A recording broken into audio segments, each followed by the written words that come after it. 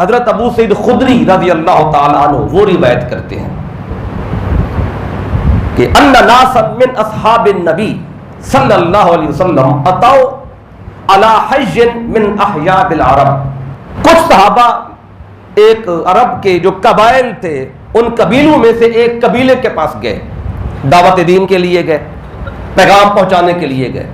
جیسے میرے آقا بھیجتے رہتے تھے تو ایک لشکر میرے آقا نے قبیلے کی طرف روانہ کیا. جب یہ لشکر وہاں پہ پہنچا تو اس قبیلے کے لوگوں نے اس لشکر اسلام کے ساتھ اچھا معاملہ نہیں کیا. یعنی جو آداب ہوتے ہیں مہمان نوازی کے, نہ یہ جب پہنچے ان کے پاس تو انہوں نے نہ ان کو پانی کا پوچھا, نہ کھانے کا پوچھا, نہ کوئی اور کبھی دور سے آئے ہو کچھ چاہیے, جیسے ایک مہمان نوازی کے انداز ہوتے ہیں. تو یہ صحابی کہتے ہیں فلم یقروہم, انہوں نے کوئی مہمان نوازی کا جو دستور تھا وہ بجا نہیں لائے, کوئی ضیافت نہیں کی. تو انہوں نے کیا کیا, صحابہ کرام نے پھر اپنی بات چیت ان سے کر کے جو میسج دینا تھا تو ان کے قبیلے سے تھوڑا سا سائیڈ پہ جا کے اپنے خیمے لگا کے بیٹھ گئے. تو اتنے میں جب رات ہوئی تو اسی قبیلے کے سردار کو بچھو کاٹ گیا. فبیناہم کذالک اذ لدغ سید, جو قبیلے کا سرپنچ تھا, سردار تھا, اسے بچھو کاٹ گیا. اور بچھو کا اثر جو تھا زہر کا بڑا شدید تھا, وہ ساری رات چیخیں مار مار کے شور کرتا رہا. اور سارا علاقہ قبیلہ, چونکہ جب سردار کو تکلیف ہو تو پھر سارے پریشان ہوتے ہیں. اب سارے جمع تھے, وہ چپ کرائے وہ سردار چپ نہ کرے.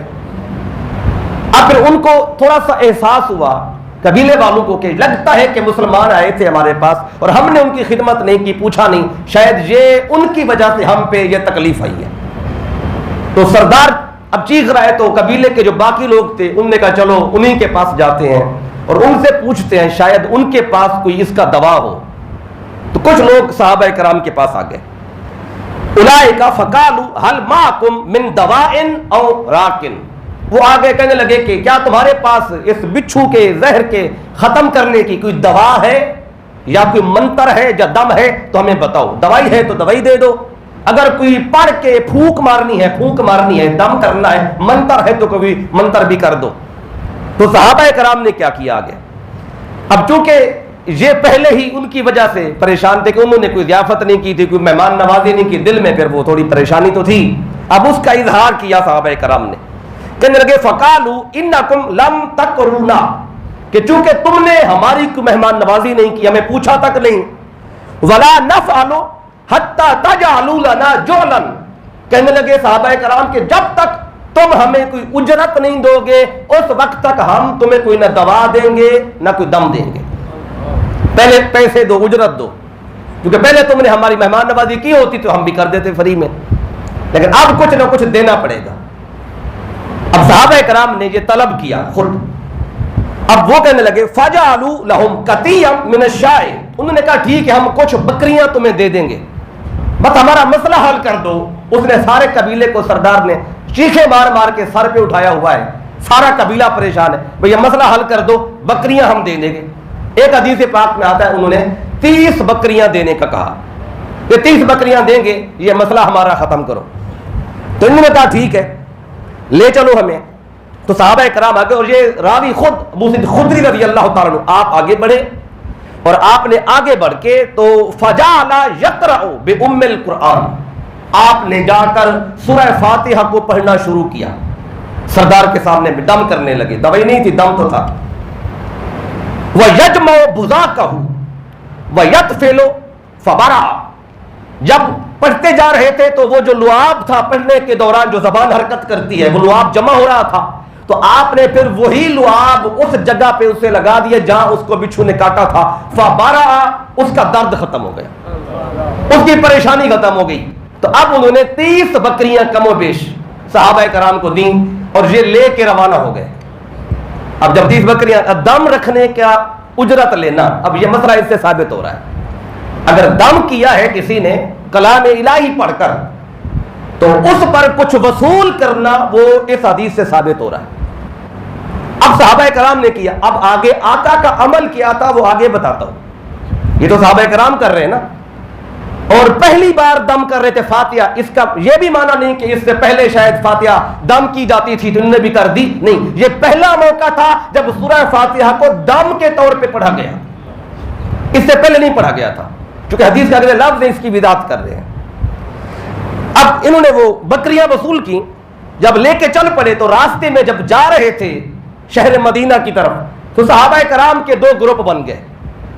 ایک گروپ کہنے لگا کہ یہ جو ہم نے کام کیا ہے نا, بکریاں لی ہیں دم رکھ کے, یہ غلط کیا ہے, ایسا نہیں کرنا چاہیے, یہ تو کلام الہی کو بیچنا ہے.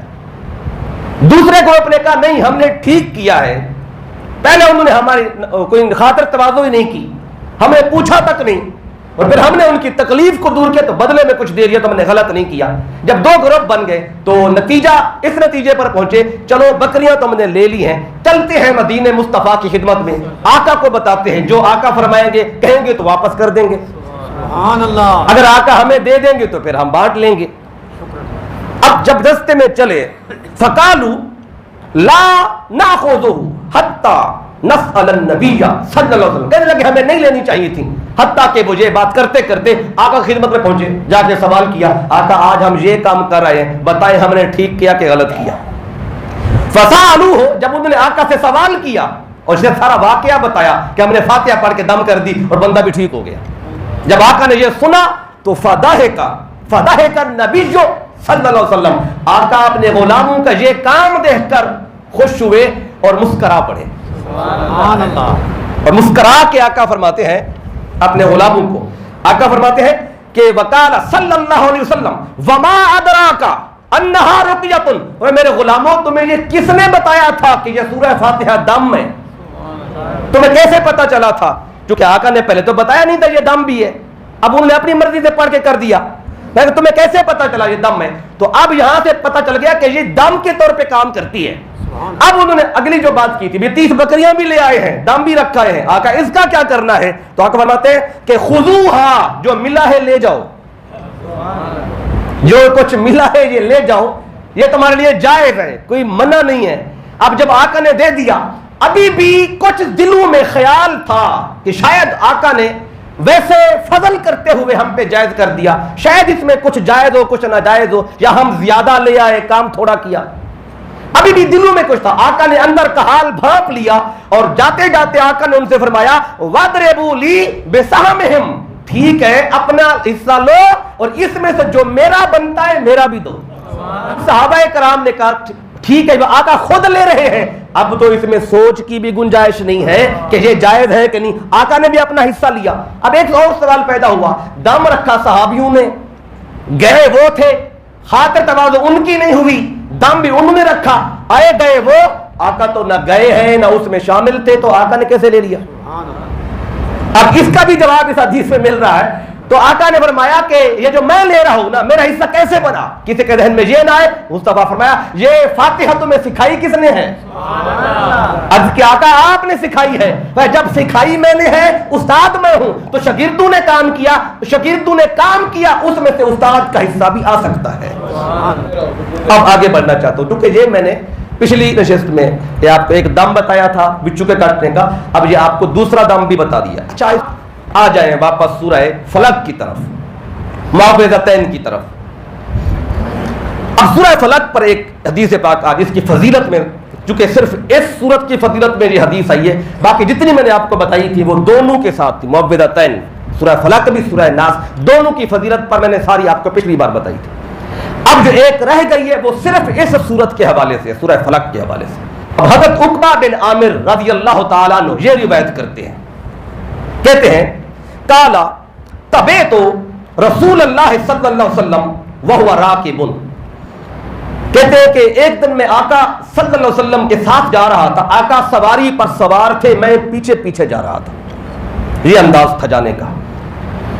کہتے فجعلت یدی علی قدمہ, چلتے چلتے آقا آگے سواری پر ہے, میں پیدل تھا, تو میں آگے بڑھا اور آگے بڑھ کے میں نے جا کے مصطفیٰ کے قدم مبارک پکڑ لیے, حضور کے پاؤں پکڑ لیے, اور پاؤں پکڑ کے تو میں نے آقا کو عرض کیا, فقلت یا رسول اللہ صلی اللہ علیہ وسلم اقرئنی اما من سورۃ ہود و اما من سورہ یوسف. عرض کیا آقا سفر کا جاری ہے، میں چل رہا ہوں، آپ سواری پر ہیں، چلے اس دوران چلتے چلتے مجھے سورہ ہود یا سورہ یوسف کا کچھ حصہ پڑھا دیں، سفر بھی جاری رہے، مجھے یہ سورہ ہود کا یا سورہ یوسف کا کچھ حصہ پڑھا دیں۔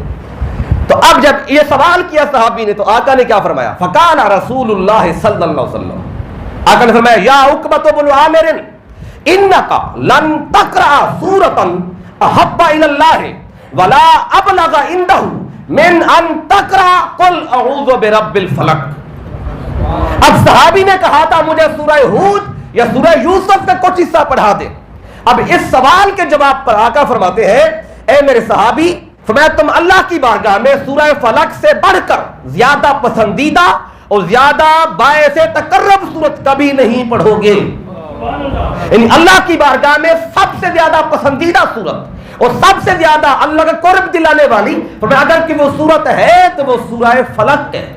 اگلا مسئلہ جو اخذ ہو رہا ہے وہ بھی بڑا خاص ہے، یہ تو پڑھنے کے حوالے سے کہ یہ پسندیدہ ہے۔ اگلی بات نماز میں پڑھنے کے حوالے سے آ رہی ہے۔ نماز میں سورت کو پڑھنے کے بارے میں آقا نے کیا فرمایا ہے؟ فرمایا فَإِنِ اسْتَطَعْتَ أَن لَا تَفُوتَكَ فِي صَلَاةٍ فَافْعَلْ۔ آقا فرماتے ہیں اگر تم میں اتنی استطاعت ہو اے میرے صحابی کہ تم اسے ہر نماز میں پڑھ سکو تو اس سورت کو ضرور پڑھو۔ یعنی جو بھی نماز پڑھ اے عقبہ بن عامر، اگر تجھے استطاعت ہو تو ہر نماز میں اس سورت کو ضرور پڑھ۔ کیوں؟ یہ سورت اللہ کو زیادہ محبوب بھی ہے، اس کے زیادہ قریب بھی کرتی ہے۔ اب یہ حدیث کا جو ریفرنس ہے وہ سن لیجیے، ابن حبان، صحیح ابن حبان میں آئی ہے اور باب صفت الصلاۃ اور حدیث کا نمبر ہے 1842۔ پھر یہ حدیث پاک مسند احمد بن حنبل میں آئی ہے اور حدیث کا نمبر ہے 17454۔ اب جو اس سورت کا شان نزول ہے بالخصوص، تو پچھلے جلسے میں نے تھوڑا سا آپ کو بتایا تھا، آج اس کو ہم نے مکمل بھی کرنا ہے۔ اور چونکہ اس سورت میں جس کا شان نزول ہے اس میں جادو کا ذکر ہے، اور میں صحیح بخاری میں یہ حدیث جو آقا پر جادو کیا گیا یہ کم و بیش 7 بار آئی ہے صحیح بخاری میں، اور پھر صحیح مسلم میں بھی آئی ہے، اور بھی کتب مسند احمد بن حنبل میں کوئی 5-6 بار آئی ہے، حضرت عائشہ صدیقہ سے مروی 5-6 دفعہ وہاں بھی آئی ہے۔ پھر اوورال پھر بخاری مسلم میں سیاہ ستہ میں یہ کثرت کے ساتھ حدیث موجود ہے، اور اس حدیث کی سند میں بھی کوئی خرابی نہیں ہے، سند بھی اس کی ٹھیک ہے۔ تو ایک بات اس سے واضح ہو جاتی ہے کہ میرے آقا صلی اللہ علیہ وسلم پر جادو کیا گیا۔ اب کرنے والے نے کیا، اب اگلا سوال ہوگا اس کے کرنے سے اثر کتنا ہوا، یہ الگ بات ہے، اس کو بھی آج ہم دیکھیں گے۔ اور سب سے پہلے اس پر جو بتانا چاہتا ہوں کہ یہ جو جادو ہے، اس جادو کی کوئی قرآن میں یا حدیث پاک میں اس کی حقیقت بھی ہے کہ نہیں ہے؟ دیکھو ایسے جادو، اب دیکھیں اس کے لیے 3 لفظ استعمال ہوتے ہیں۔ اردو میں جادو کہتے ہیں، عربی میں اس کو سحر کہتے ہیں، سین کے ساتھ، سین ہا اور را، سحر۔ قالوا ھذا سحر مبین، کافر کہتے ہیں یہ کھلا جادو ہے۔ جب میرے آقا صلی اللہ علیہ وسلم نے معجزات دکھائے کہتے تھے یہ جادو ہے، معاذ اللہ کہتے تھے یہ تو جادوگر ہیں۔ انگلی سے میرے آقا نے چاند ٹکڑے کیا، کہنے لگے جادو ہو گیا۔ آقا نے سورج پلٹایا، کہنے لگے یہ تو جادو، حالانکہ انہیں پتا تھا جادو زمین پہ اثر انداز ہوتا ہے، آسمان پہ ہوتا ہی نہیں ہے۔ تو آقا درخت کو اشارہ کرتے، وہ جڑیں اکھاڑ کر سر کے بل چلتے ہوئے آ جاتے۔ پہلے کہتے تھے بلا کے دکھائیں، جب آقا بلا لیتے کہتے جادو ہے۔ آقا نے کنکریاں اٹھائیں، کلمہ پڑھنے لگیں، بدبخت کرنے لگے یہ تو جادو ہے۔ یعنی جادو کا ایک تصور قرآن میں بھی ہے، مصطفیٰ کے فرامین کے اندر بھی ہے۔ اس پر پہلے 2 روایتیں سن لیں۔ پہلی حدیث پاک جو ہے میرے آقا نے فرمایا کہ جادو کا اثر ختم کرنا، اس پر تو یہ 2 صورتیں معوذتین یہ اتری اس حوالے سے، اس کا شان نزول آگے بتاتا ہوں۔ اس سے بھی پہلے جادو کی حقیقت پر اور جادو کے ثبوت پر بتانا چاہتا ہوں۔ حدیث پاک ہے اور یہ حدیث جو صحیح بخاری کتاب الطب میں آئی ہے، راوی ہے حضرت سعد بن ابی وقاص رضی اللہ تعالیٰ عنہ، وہ روایت کرتے ہیں یقول سمعت رسول اللہ صلی اللہ علیہ وسلم یقول، وہ کہتے ہیں میں نے خود آقا سے سنا، میرے آقا فرما رہے تھے کہ من تصبح 7 تمرات اجوتن، آقا فرماتے ہیں جس بندے نے اس انداز میں صبح کی کہ اس نے صبح ہوتے ہی 7 اجوا کھجوریں کھائیں۔ کتنی کھجوریں؟ 7 اجوا، یہ اجوا کھجور جو مدینہ شریف سے آپ لے کے آتے ہیں، بڑی ماں کی مشہور کھجور ہے، تو اس کا نام لیا جو 7 عدد اجوا کھجوریں صبح کھاتا ہے، آقا فرماتے ہیں لم یضرہ ذالک اليوم سم ولا سحر، فرمایا اس دن اس بندے پر نہ زہر اثر کر پائے گا نہ اس پہ جادو اثر کر پائے گا۔ سبحان اللہ۔ تو اب یہ جو فرمایا نا زہر کا تو آپ کو پتہ ہے، اس پر کوئی دوسری رائے نہیں، اب رہ گیا جادو، تو اس حدیث سے پتہ چلا جادو بھی نقصان پہنچاتا ہے، کیا کہتے ہیں لم یضرہ، اسے نقصان نہیں پہنچا سکتا۔ تو آقا کا یہ فرمان بتا رہے صحیح بخاری میں کہ جادو کی حقیقت ہے اور اس سے نقصان بھی ہوتا ہے۔ اب ایک اور حدیث پہ سن لیں، جادو کے حکم پر، جو جادو کرتا ہے اس پہ فقہاء نے 2 باتیں کی۔ بعد نے لکھا ہے کہ جادو کرنا کفر ہے، چونکہ اس میں کفریہ کلمات پڑھے جاتے ہیں، یعنی جادو کرنے والا بندہ گندگی میں بیٹھ کر کلام الہی کو پڑھتا ہے، یا پھر گندگی کے ساتھ کلام الہی کو لکھتا ہے، یا پھر مردہ کوئی جانور ہے تو اس کو، یا زندہ جانور کو درگور کر کے تو اس پر کچھ غلط انداز کے ساتھ کچھ پڑھتا ہے، یعنی ایسا کام کرتا ہے جو شریعت کے خلاف ہوتا ہے اور جو دائرہ اسلام سے خارج کر دینے والا ہوتا ہے۔ بعض بلکہ کلام الہی ہے اس کو نیچے رکھ کر اوپر بیٹھ کے نہانے لگ جاتا ہے اور وہ والا پانی جو ہے اس کام میں استعمال کرتا ہے جس پہ جادو کرنا ہو، یعنی کہ خلاف شریعت عمل کر کے وہ آگے ان کے جسموں سے بدبو آ رہی ہوتی جادو کرنے والوں، کئی دن نہاتے نہیں ہیں، پلیت رہنا ہوتا ہے اس کام کے لیے، اوپر سے چاہے جتنا بن ٹھن کے آئے اندر سے بدبو ہوتی ہے، اور وہ دین اسلام سے کئی دن اس عمل میں گزار کر دین سے خارج ہو چکے ہو۔ اس لیے بعض فقہاء نے کہا کہ جادو کرنا کفر ہے، اور بعض نے کہا کہ جادو کرنا حرام ہے، حرام فعل ہے۔ اب اس پر ایک حدیث پاک سن لیں، مجھے آپ کا نے فرمایا یہ جو حدیث بتا رہا ہوں یہ متفق علیہ حدیث ہے، بخاری کے اندر بھی ہے، مسلم کے اندر بھی ہے، اور اس حدیث کے راوی ہے حضرت ابو ہریرہ رضی اللہ تعالی عنہ، وہ روایت کر رہے ہیں۔ آقا فرماتے ہیں اجتنبوا السبع الموبقات، فرمایا کہ 7 ہلاک کرنے والی چیزوں سے بچو، وہ 7 چیزیں جو بندے کو ہلاک کر کے رکھ دیتی ہیں، وہ 7 چیزیں کیا ہیں؟ قالوا یا رسول اللہ صلی اللہ علیہ وسلم وما ہن، آقا وہ 7 چیزیں کیا ہیں جو بندے کو ہلاک کرتی ہیں؟ قال صلی اللہ علیہ وسلم الشرک باللہ، پہلی بات آقا فرماتے ہیں اللہ کے ساتھ شرک کرنا، جو شرک کرتا ہے وہ ہلاک ہو گیا۔ اب شرک کے ساتھ دوسرا جو آقا نے بتایا فرمایا کہ السحر، دوسری جو شے ہلاک کرنے والی ہے وہ جادو ہے، جو جادوگر ہے جادو کرتا ہے تو وہ بندہ بھی ہلاک ہو جائے گا، وہ بچ نہیں پائے گا۔ تو اردو میں سحر کو ہم جادو کہتے ہیں اور عربی میں اس کو میجک کہا جاتا ہے، میجک۔ تو اب اس کا وہ 7 چیزیں ہیں، 2 بتا دیں، چلیں 3 باقی 5 باقی بھی آپ کو بتا دوں کیونکہ ہمارے موضوع تو سحر تک تھا۔ تو آگے تیسرا نمبر آقا فرماتے ہیں وَقَتْلُ النَّفْسِ الَّتِي حَرَّمَ اللَّهُ إِلَّا بِالْحَقِّ، بلا وجہ کسی کو قتل کرنا یہ بھی بندے کو ہلاک کر دیتا ہے۔ وَأَكْلُ الرِّبَا، پھر جو سود کھاتا ہے وہ بھی ہلاک ہو گیا۔ وَأَكْلُ مَالِ الْيَتِيمِ، یتیموں کا مال کھانے والا بھی ہلاک ہو گیا۔ وَالتَّوَلِّي يَوْمَ الزَّحْفِ، اور میدان جنگ میں جو کافروں کے لڑ رہا ہوں وہاں سے پیٹ پھیر کے بھاگ گیا وہ بھی ہلاک ہو گیا۔ پھر آقا فرماتے ہیں وَقَذْفُ الْمُحْصَنَاتِ الْغَافِلَاتِ الْمُؤْمِنَاتِ، جو ایمان والی عورتوں پر زنا کی تہمتیں لگاتے ہیں وہ بھی ہلاک ہو گئے۔ یہ 7 چیزیں ہیں، آقا فرماتے ہیں ان سے بچو، یہ بندے کو ہلاک کرتی ہیں، اور اسی میں جادو کا ذکر کیا تو اس کا حکم بھی اس سے ثابت ہو گیا اور اس کا وجود بھی ثابت ہو گیا۔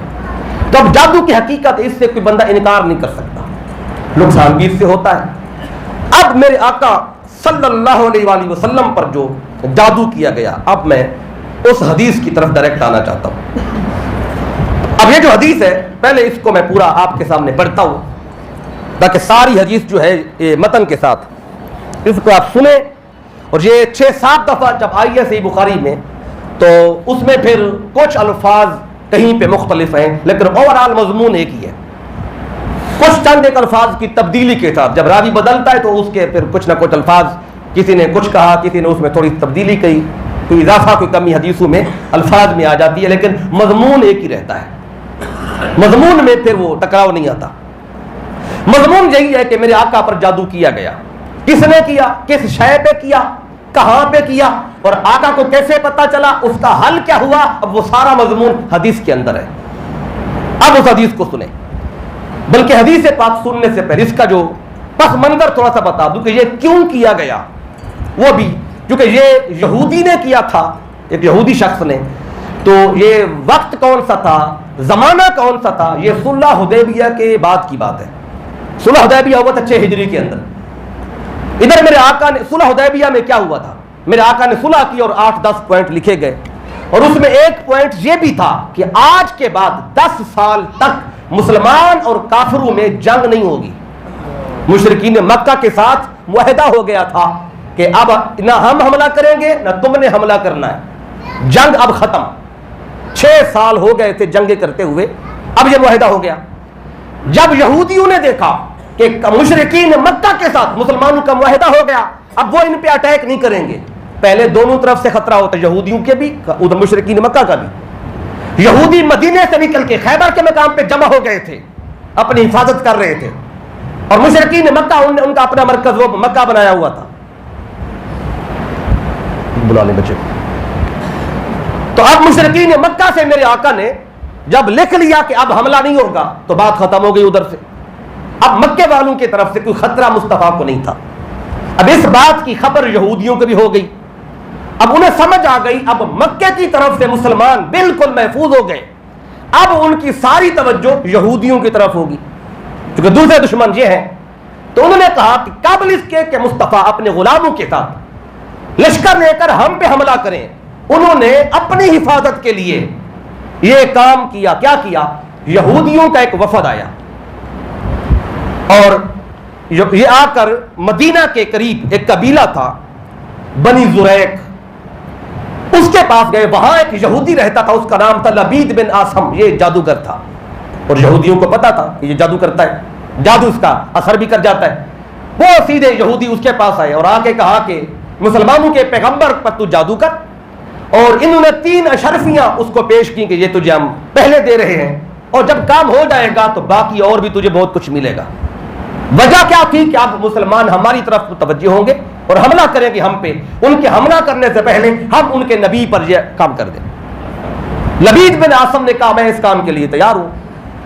اب جادو جب کیا جاتا ہے تو یہ جس پر جادو ہوتا ہے اس کے جسم کے ساتھ ٹچ ہونے والی کوئی نہ کوئی شے اس بندے کے پاس ہو، اس پر وہ پڑتا چڑھتا ہے غلط طریقے سے جو بھی ہوتا ہے تو اس کا پھر اثر ہوتا ہے. اب اس نے کہا کہ میں امام الانبیاء کے بدن سے لگی ہوئی کوئی شے کیسے وصول کر پاؤں. ایک یہودی لڑکا مصطفیٰ کی خدمت میں رہتا تھا اور وہ حضور کی خدمت میں تھا. اسے پتا تھا کہ یہ میری قوم کا بندہ یہودی ہے تو اس کی خدمات لیتا ہوں. لڑکا تھا، آگا کے گھر میں کام شام کرتا تھا. تو اس نے اس سے جا کے بات کی کہ تو مصطفیٰ کے گھر میں کام شام کرتا ہے تو ایک کام کر. اس نے کہا کیا کروں؟ کہا کہ جو کنگھی وہ استعمال کرتے ہیں اپنی داڑھی پر اور اپنے سر کے بالوں پر استعمال کرتے ہیں، ذرا وہ کنگھی میرے پاس لیا. تو اس نے وہ کنگھی منگوائی تھی اور بعض روایات میں آتا ہے کہ کنگھی کے 2 دندانے منگوائے تھے، اس میں مصطفیٰ کے بال مبارک بھی تھے، وہ اس کے ذریعے منگوائے. اور اس پر یہ اور اس کی بیٹیاں، اس کی گھر والی یا اس کی بہنیں، یہ سارے مل کر اس پہ وہ جو بھی پڑھنا ہوتا تھا غرض قسم کا وہ اس پہ پڑھتے رہے، گرہیں لگاتے رہے.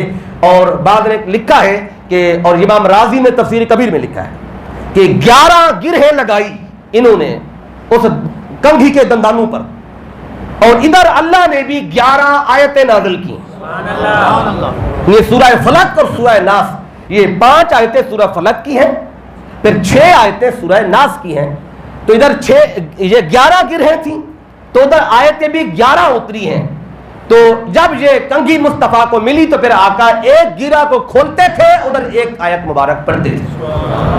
اب وہ کیسے ملی یہ میں نے اس کا پس منظر بتا دیا. اس طرح اس نے مل کے جادو کیا. تو وہ جو جادو کرنے والیاں، جو کہ یہ مؤنث کا صیغہ وہاں پہ جمع مؤنث کا آیا ہے، وَمِن شَرِّ النَّفَّاثَاتِ فِي الْعُقَدِ، کہ ان کے شر سے بھی مولا میں تیری پناہ میں آتا ہوں جو گرہوں پر پھونک مارنے والیاں ہیں.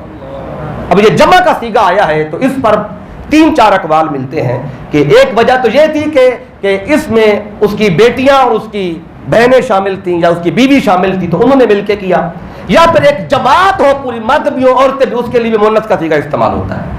تو جو کرنے والے زیادہ تھے اس وجہ سے جمع کا صیغہ آیا. اس وجہ سے کہا نفاسات. میں نفاسات کو کہا تھا کہ پھونک ایسی مارنا اس میں تھوک کے ذرات بھی ہوں، اسے نفس کہا جاتا ہے. اگر صرف پھونک مارے وہ نفخ ہوتی ہے، نون فا اور خا کے ساتھ. اور یہاں پہ نفاثات آیا ہے، نفخ نہیں ہے، یہ فرق ہے پھونک مارنے کا۔ اب یہ آپ نے اس کا پس منظر سنا، پھر اب اس حدیث کو بھی مکمل آپ سن لیں، اس کے اندر جو مضمون ہے۔ اب راوی آئے حضرت عائشہ صدیقہ رضی اللہ تعالی عنہ، ام المؤمنین ہیں، اور صحیح بخاری میں 5-6 بار یہ حدیث آئی ہے، اور پھر مسند احمد بن حنبل میں بھی ہے۔ ان عائشہ رضی اللہ تعالی عنہ قالت سحر رسول اللہ صلی اللہ علیہ وسلم یہودی من یہود بنی زریق، آپ فرماتے ہیں کہ آقا پر جادو ہوا، اور یہ یہودیوں میں سے ایک یہودی جو قبیلہ بنی زریق سے تھا اس نے کیا، یقال لہ لبید بن العاصم، اس کا نام لبید بن عاصم تھا۔ جب اس نے جادو کیا تو اب آقا پہ جو اثر ہوا اس کی وضاحت میں پھر آگے بھی قرآن سے بھی کرتا ہوں۔ اثر کیا ہوا؟ حتی کان رسول اللہ صلی اللہ علیہ وسلم یخیل الیہ ان یفعل الشیء وما یفعلہ، اس کا اثر یہ ہوا جادو کا آقا پر کہ یخیل الیہ، کہ مصطفیٰ کو خیال آتا تھا، خیال، وہ خیال کیا آتا تھا کہ ان یفعل الشیء وما یفعلہ، کہ میں نے یہ کام کر لیا ہے، حالانکہ آقا نے وہ کام نہیں کیا ہوتا تھا۔ بس اتنا سا اثر ہوا اس جادو کا، اس سے زیادہ نہیں ہوا، بس خیال آیا کہ یہ کام میں نے کیا یا میں نے نہیں کیا۔ بولنے کے حوالے سے کوئی بات نہیں کہ آقا نے بولا ہو اور صحیح نہ بولا ہو، اتنا۔ اور ایک اور حدیث پاک جو صحیح بخاری کے اندر ہے، حضرت عائشہ صدیقہ نے اگلی اس کی وضاحت وہاں کر دی کہ یہ جو خیال آتا تھا کہ میں نے کیا یا نہیں کیا، یہ خیال کیا تھا، خیال بھی بتا دیا۔ کہتی ہے وہ خیال یہ تھا، کبھی آقا فرماتے میں فلاں زوجہ کے پاس گیا ہوں، پھر پتہ چلتا شاید نہیں گیا، یعنی اس معاملے میں خیال آتا یہ کیا یا میں نے نہیں کیا۔ شریعت کے معاملے میں ایسی بات نہیں تھی کہ میں نے نماز پڑھی یا نہیں پڑھی، ایسا کبھی نہیں ہوا۔ جو شرعی معاملات تھے، احکام تھے، فرائض تھے، کوئی ایسی بات اس میں کبھی نہیں بھول ہوئی۔ بس اتنا اثر ہوا مصطفیٰ پر کہ بس کبھی خیال آتا کہ میں گیا، کبھی خیال آتا کہ نہیں گیا۔ اور یہ جو اثر ہوا آقا پہ، اس کا پتہ کسی کو بھی چل ہی نہیں سکا کہ مصطفیٰ کو کچھ ہوا ہے، یہ صرف مصطفیٰ کو خود پتا تھا۔ آج اگر آپ کے علاقے میں کسی کو بخار ہو، کسی کو نزلہ ہو، کسی کا ذہنی توازن ڈسٹرب ہو، جسم میں درد ہو، وہ نہ بھی بتائے آپ کو پتہ چل جاتا ہے، آپ کو پتہ چل جاتا ہے اسے کوئی مسئلہ ہے، اسے کوئی بیماری ہے۔ لیکن آقا پہ جو اثر ہوا اس کا پتہ کسی کو نہیں تھا، کسی نے اندازہ نہیں لگایا کہ یہ آقا کو بس خیال آیا کہ میں فلاں جگہ پہ گیا، یعنی یہ اثر تھا۔ اب بعض لوگوں نے، میں کیوں اس کی وضاحت کر رہا ہوں، کچھ لوگوں نے اس کی نفی کی کہ جادو نہیں ہوا، یہ من گھڑت ہے۔ میں آپ کو بتا رہا ہوں جادو کی حقیقت بھی ہے، اس کا اثر بھی ہوتا ہے، آقا نے بتایا بھی ہے، قرآن مجید میں بھی اس کی وضاحت آئی ہے۔ اب سنیں، موسیٰ علیہ السلام پر بھی جادو ہوا، جادو کا اثر بھی ہوا، اس کا بھی قرآن میں ذکر ہے، اس کو میں آگے ان لفظ یہ حدیث پوری سن لیں پھر آگے اس کو آپ کو بتا دیتا ہوں۔ کتنا اثر ہوا کہ ان یفعل الشیء وما یفعل، خیال آتا میں نے کیا یا نہیں کیا، کیا ہوتا خیال آتا شاید نہیں کیا، نہیں کیا خیال آتا شاید میں نے کیا ہے۔ تو قالت، آپ فرماتی ہیں حتی اذا کان ذات یوم او ذات لیلۃ دعا رسول اللہ ثم دعا، کہتے ایک دن یا رات میں میرے آقا نے اللہ کی بارگاہ میں دعا فرمائی اس حوالے سے کہ مولا اس بیماری سے، اس مرض سے مجھے نجات دلا۔ آقا نے بہت زیادہ دعا کی اللہ سے۔ ثم قال، جب دعا کر لی آقا نے، پھر حضرت عائشہ صدیقہ سے آقا نے یا عائشہ، تو میں اے عائشہ شعرت ان اللہ عز وجل قد افتانی فیما استفتیتہ فیہ، آقا فرماتے ہیں اے عائشہ جس معاملے میں میں نے اللہ سے دعا مانگی، اللہ نے آج مجھے اس کا فیصلہ سنا دیا ہے، سبحان اللہ، اس کا فتویٰ اللہ نے بتا دیا۔ وہ کیا ہے؟ آقا فرماتے ہیں جانی رجلان فجلس احدهما عند راسي والآخر عند رجلي، آقا فرماتے ہیں اللہ نے مجھے اس کا مسئلہ سمجھا دیا، یہ میرے ساتھ کیوں ہو رہا تھا۔ میں لیٹا ہوا تھا تو دو بندے میرے پاس آئے، یہ دو فرشتے تھے، ایک جبریل تھے ایک میکائیل تھے، انسانی شکل میں آئے۔ فقال الذي عند راسي للذي عند رجلي، جو سر کی طرف بیٹھا تھا، آقا فرماتے اس نے پاؤں والوں سے ایک بات کی، وہ کیا کی کہ ما وجع الرجل، جبریل نے کہا اے میکائیل بتا اس شخص کو کیا بیماری ہے، کیا مسئلہ ہے ان کو جو سوئے ہوئے، آقا سوئے ہوئے تھے۔ تو کالا مطبوبن، تو ادھر والے فرشتے نے کہا جو پاؤں کی طرف، اس نے کہا ان پہ جادو ہوا ہے۔ اب وہ کہہ رہے آپس میں، آقا سن رہے ہیں، مطلوب جادو ہوا ہے۔ کالا من تبہ، سر والے طرف جو بیٹھا فرشتہ، اس نے کہا کہ کس نے جادو کیا ہے۔ کالا لبید بن العاصم، کہا کہ جو لبید بن عاصم ہے یہودی، اس نے یہ جادو کیا ہے۔ اب آپس میں بول رہے ہیں اور آقا ان کی گفتگو سن رہے ہیں۔ اب پتہ چل گیا کیا ہے، جادو ہوا ہے۔ کس نے کیا؟ لبید بن عاصم نے۔ قال فی ای شیء، جبریل نے کہا کس شے پر جادو کیا ہے، کسی شے پہ ہوگا۔ تو قال فی مشتن و مشاطۃ، تو پاؤں کی طرف والے فرشتے نے کہا کہ کنگھی پر یا پھر کنگھی کے جو دندانے ہوتے ہیں ان پہ جو بال ہوتے ہیں ان پر کیا ہے۔ وہ رکھا کہاں پہ ہے؟ وہ جف طلعۃ ذاکر، جو نر کھجور کا تنا ہوتا ہے، اس کا جو خوشہ ہوتا ہے، اس کے اندر ان چیزوں کو رکھا گیا ہے۔ کالا و اینا ہوا، کہ یہ کہاں رکھا گیا ہے؟ کالا فی بئر اروان، بئر اروان کا کنواں تھا، اس میں رکھا گیا ہے، ایک پتھر کے نیچے دبا کے ان کو رکھ دیا گیا۔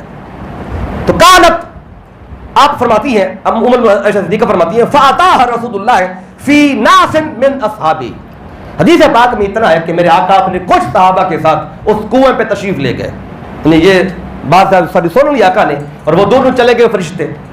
تو آقا نے پھر، جو امام راضی نے لکھا ہے کہ میرے آقا دو صحابیوں کو لے کر آقا نے فارسل علی جان علیہ السلام، مولا علی کو بلایا، اور طلحہ کو بلایا، ان دونوں کو لے کر میرے آقا اس کنویں کے پاس گئے۔ جب وہاں پہنچے تو ثم جاء فقال یا عائشہ کأن ماءها نکات الحناء، آقا فرماتے ہیں عائشہ جب میں کنویں کے پاس پہنچا ہوں، وہ جو کنواں تھا اس کا پانی ایسے تھا جیسے مہندی کا رنگ ہوتا ہے، اس کنویں سے پانی پیتا کوئی نہیں تھا، وہ بیکار پڑا ہوا تھا، اس کا پانی استعمال کے قابل نہیں تھا۔ اس کنویں کے اندر یہ چیزیں رکھی گئی تھی تاکہ کوئی آئے ہی نہ اس پہ اور اس کے قریب کوئی نہ۔ تو آقا فرماتے ہیں اس کا پانی مہندی کا رنگ جیسا تھا۔ وَلَكَأَنَّ نَخْلَهَا رُؤُوسُ الشَّيَاطِينِ، اس کے اوپر درخت بھی تھے اور درختوں کے تنے ایسے لگ رہے تھے جیسے شیاطین کے سر ہوتے ہیں، اس کا ماحول بھی ایسا بنا ہوا تھا وہاں پہ۔ قلت یا رسول اللہ، عرض کیا میں نے آقا سے کہا، فَهَلَّا أَحْرَقْتَهُ، آقا آپ نے ان درختوں کو، ان ساری چیزوں کو جلا کیوں نہیں دیا؟ قالا لا، آقا فرماتے ہیں نہیں میں نے نہیں جلایا۔ کیوں نہیں جلایا؟ اما انا فقد عافانی اللہ عز وجل، اللہ نے مجھے اس بیماری سے چونکہ نجات عطا فرما دی جب میں پہنچا ہوں، اور وہ چیزیں نکالی ہیں، اور 11 گرہیں تھیں، 11 آیتیں پڑھتا گیا ہوں اور گرہیں کھلتی گئیں اور میری طبیعت حشاش بشاش ہوتی گئی ہے۔ اللہ نے مجھے عافیت دے دی اس بیماری سے، اس جادو کے اثر سے۔ تھوڑا سا اثر تھا وہ بھی ختم ہو گیا۔ آقا فرماتے جب میں بالکل عافیت میں آ گیا ہوں، وَقَرِحْتُ أَنْ أُثِيرَ عَلَى النَّاسِ مِنْهُ شَرًّا، آقا فرماتے ہیں کہ میں لوگوں میں شر اور فتنہ پھیلانے کو اچھا نہیں سمجھتا، اس لیے میں نے کسی اور کو یہ بتایا ہی نہیں، بلکہ اس یہودی کا نام بھی آقا نے کسی کو نہیں بتایا کہ اس نے جادو کیا۔ میں تو بالکل عافیت میں آ گیا ہوں، اب اگر لوگوں کو بتاؤں گا کہ فلاں نے جادو کیا، یہ کیا، لوگ خوف میں آ جائیں گے، پریشان ہو جائیں گے کہ جب نبی پر کر سکتا ہے تو باقیوں پر بھی کر دے گا۔ فرمایا کہ اب اوروں کو نہیں بتایا، شر و فتنہ نہ پھیلے، یہ بات اور نہ پھیلے، لیکن فرمایا اب اگر یہ دو صورتیں فرمایا پڑھتے رہو گے، جادو کرنے والا جتنی کوشش کرے تم پہ اس کا اثر ہو ہی نہیں پائے گا۔ حال اس کا بتا دیا میرے آقا نے۔ تو اب یہ وجہ ہے کہ پھر اس کی فضیلتیں جو میں نے آپ کو پچھلی دفعہ بتائی تھی کہ آقا نے فضیلتیں ساری بتا دی، برکتیں بتا دی کہ کوئی پریشانی ہو، آندھی آئے، طوفان آئے، بچھو کاٹے، کوئی جادو کا مسئلہ ہو، رات کو سوتے ہوئے کوئی پریشانی ہو، یہ صورتیں پڑھو، اس طرح دم کر کے سو، میں کہ کوئی بھی پریشانی تمہارے قریب نہیں آئے گی۔ تو اس کا حل میرے آقا نے سارا سمجھا دیا۔ اب چونکہ آج اس کے شان نزول کو میں مکمل کر دوں، اس پہ جو ایک بات اٹھ سکتی ہے، میں نے جادو کی بات کی چونکہ، تو میرے آقا پر جادو ہوا اور حضرت موسیٰ علیہ السلام ان پر جادو کا اثر ہوا، وہ قرآن اس کی بھی وضاحت کرتا ہے۔ اور مصطفیٰ کے جو لفظ استعمال ہوا کہ یخجل الیہ، اب یہی لفظ جو ہے موسیٰ علیہ السلام کے لیے بھی استعمال ہوا ہے۔ یہ سورۃ طٰہٰ ہے، اور سورہ طٰہٰ کی آیت نمبر 65 سے لے کر تو آیت نمبر 70 تک یہ 5 آیتیں ہیں جو موسیٰ علیہ السلام کے اس جادو کے حوالے سے اس کی وضاحت کرتی ہیں۔ تو موسیٰ علیہ السلام کے سامنے جب جادوگر آئے تو موسیٰ علیہ السلام نے، وہ کہنے لگے موسیٰ سے، قالوا یا موسیٰ اما ان تلقیا، اے موسیٰ کیا تم پہلے اپنی شے ڈالو گے جادو کے لیے، وَإِمَّا أَن نَّكُونَ أَوَّلَ مَنْ أَلْقَىٰ، یا پھر ہم اپنی چیزیں ڈالیں۔ قَالَ بَلْ أَلْقُوا، آپ کہتے ہیں کہ آپ نے تم پہلے جادو کر لو اپنا جو کرنا ہے تم نے۔ فَإِذَا حِبَالُهُمْ وَعِصِيُّهُمْ، تو جو انہوں نے جادوگروں نے اپنی چیزیں ڈالی کیا تھیں؟ وہ رسیاں تھیں اور ان کی کچھ لاٹھیاں تھیں. یُخَيَّلُ إِلَيْهِ، اب ان رسیوں اور لاٹھیوں کو دیکھ کر موسیٰ علیہ السلام کو خیال آیا، یعنی موسیٰ پر جو اثر ہوا اس کے لیے لفظ ہے یُخَيَّلُ إِلَيْهِ، اور یہی لفظ آقا کے لیے استعمال ہوئے ہیں یُخَيَّلُ إِلَيْهِ، کہ خیال آتا تھا کہ کام کیا یا نہیں کیا، بس اتنا سا اثر ہوا. تو موسیٰ علیہ السلام پر کیا اثر ہوا اس جادو کا کہ یُخَيَّلُ إِلَيْهِ، کہ من سحرہم انہا تسعی، ان کے جادو کا اثر یہ ہوا کہ خیال آیا آپ کو کہ شاید یہ رسیاں اور لاٹھیاں دوڑ رہی ہیں، دوڑتی ہوئی نظر آئی. فأوجس فی نفسی خیفۃ موسیٰ، موسیٰ علیہ السلام کے دل میں تھوڑا سا خوف پیدا ہوا ان کو بھاگتا دوڑتا دیکھ کر. تو اللہ نے کیا فرمایا؟ قلنا لا تخف، اے موسیٰ خوف مت کھا، انک انت الاعلی، غالب تو ہی آئے گا، ان میں تو ہی غالب آئے گا. اللہ نے فرمایا تو وَأَلْقِ مَا فِي يَمِينِكَ تَلْقَفْ مَا صَنَعُوا إِنَّمَا صَنَعُوا كَيْدُ سَاحِرٍ وَلَا يُفْلِحُ السَّاحِرُ حَيْثُ أَتَىٰ، وہ کہ یہ جو تیرے دائیں ہاتھ میں جو لاٹھی ہے وہ ذرا پھینک، آپ نے پھینکی تو آپ کی لاٹھی نے ان سب کے جتنے بھی وہ چیزیں دوڑ رہی تھی سانپ بن کر ان سب کو نکل گئی. تو اللہ فرماتا ہے کہ یہ اے موسیٰ غلبہ تیرا ہی ہوگا. تو اب آپ نے دیکھا کہ یہاں بھی ان کے جادو کرنے کا ذکر آیا ہے، جادوگروں کا، لیکن جو موسیٰ علیہ السلام پہ اثر ہوا صرف اتنا ہوا کہ آپ کو خیال آیا کہ وہ دوڑ رہی ہیں. ادھر بھی آقا کو فقط خیال آیا کہ مجھے وہ کام میں نے کیا یا نہیں کیا. تو کلیم اللہ پہ اتنا اثر ہوا ہے کہ انہیں دوڑتی ہوئی نظر آئیں چیزیں، تو حبیب اللہ پہ کیا اثر ہونا تھا. اس لیے جادو کرنے والے نے کیا لیکن جو اثر تھا مصطفیٰ پہ وہ نہ ہونے کے برابر ہوا. اگر ایسا ہو جائے تو پھر شریعت میں مسائل پیدا ہو جائیں. اگر وہ عقل پہ اثر کر جاتی اور شریعت کے حکام میں مسائل پیدا ہوتے، پھر کوئی کہتا یہ بات جو مصطفیٰ نے کی پتہ نہیں جادو کے اثر میں کی ہے یا جادو کے اثر کے بغیر کی ہے. اس لیے مصطفیٰ کے قول پر کوئی بات ہی نہیں ہے کہ کبھی مصطفیٰ نے غلط بات کر دی ہو معاذ اللہ، یا پھر کوئی ایسا کام کر لیا جو نہیں کرنا تھا کر لیا، جو کرنا تھا نہیں کیا. ایسی بات ہوئی ہی نہیں، کیونکہ واللہ یعصمک من الناس، اللہ فرماتا ہے اے حبیب میں خود تیری حفاظت کرنے والا ہوں. اس لیے یہ اصولی بات میں نے آپ کو بتا دی ہے. تو ایسی کوئی بات نہیں. اگر کوئی کہ یہ مانتے نہیں اس بات کو، کچھ لوگوں نے یہ لکھا ہے کہ نہیں ہوا، کیسے ہو سکتا ہے، بھی کرنے والے نے کیا اور اس میں حکمت یہ تھی تاکہ یہ عمل ہو اور اس کا توڑ مصطفیٰ اپنی امت کو بتا دے. اس کا حل آ گیا. دو صورتیں فرمایا کہ معوذتین، جو یہ پڑھتا ہے جادو کا اثر اس پہ ہو ہی نہیں سکتا، اور جس پر ہو چکا ہو یہ پڑھے اس کا اثر وہ ختم ہو جائے گا.